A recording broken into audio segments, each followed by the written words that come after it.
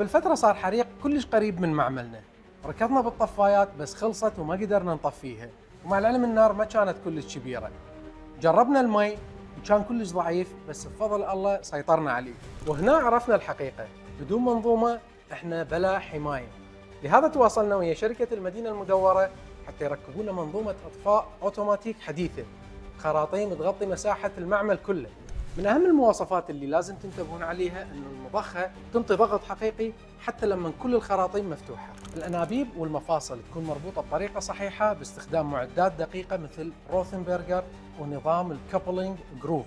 البكرات المستخدمة يكون بها حماية وما تشتغل إلا تنسحب 3 مترات. طبعا المواد المستخدمة هي من شركة رابيد روب الإنجليزية، وشركة المدينة المدورة هم وكلائها الحصريين داخل العراق. لتفاصيل ومعلومات أكثر تقدرون تدخلون على صفحة الشركة، وربي يحفظنا ويحفظكم من كل مكروه.